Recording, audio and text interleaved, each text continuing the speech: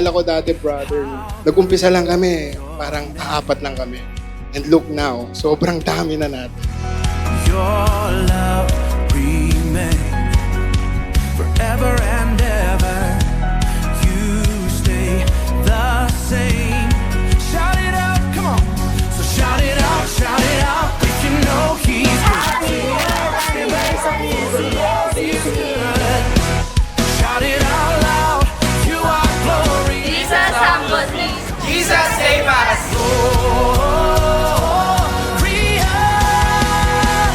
You are glorious.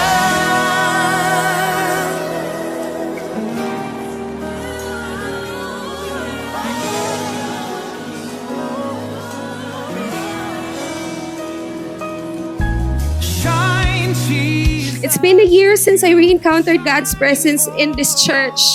And ever since, His grace and insurmountable love has truly changed our lives in ways I never thought still possible. Shine, Jesus, you shine for all to see.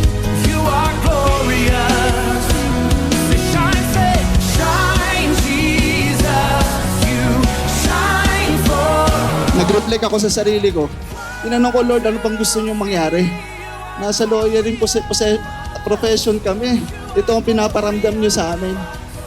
So, nag-reflect ako siguro, nakita ko yung puso is love, and nakita ko yung forgiveness. So, ibig sabihin, ang message niya is love and forgiveness. Jesus, we shout your name. Jesus, we make your praise glorious. You are glorious.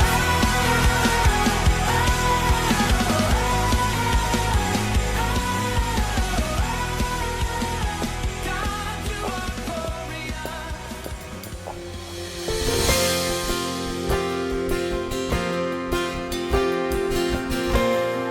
Ito pong fellowship na ito pong church na ito, marahil ay alam nyo na kung ano ang pangalan. Change Life Christian Church.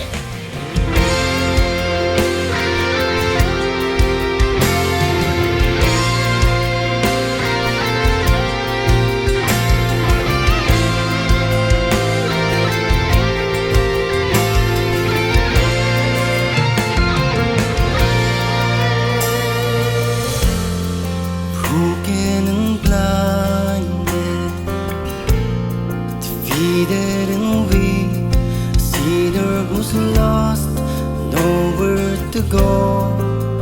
Then you find Minsan, hindi natin maintindihan ang maliliit na piraso ng puzzle na binibigay ni Lord.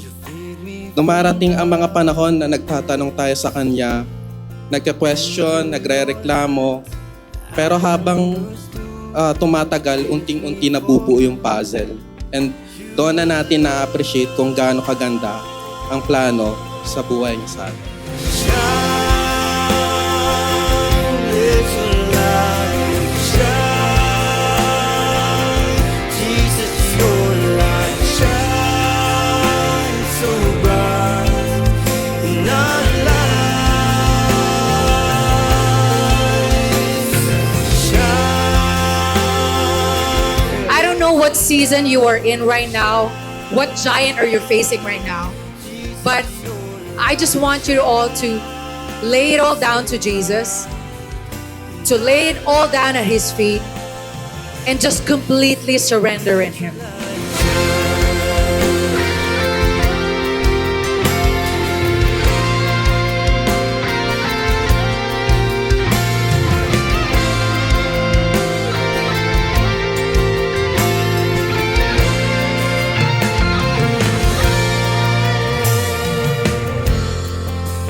Jesus, you're my God.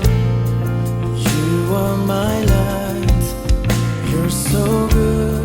You made me bear fruit. Sa labas po, ang palakpak ng tao, ma-absorb mo, pero pag-uwi mo, wala na. You feel empty.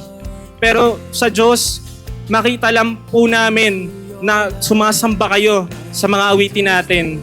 Talagang sobrang nagiging thankful na rin po yung spirit namin dahil ito po ay para sa Diyos. Siya lang po ang dapat papurihan, pasalamatan. Shine, Jesus, shine, declaring your goodness, sharing your love, leading your people. Sabi doon sa verse 16, let your light so shine. Gusto kong makita ninyo na ang tinutukoy doon na light is actually the Lord. The goal of our good works is not to show what we can do, but what God can do in your life.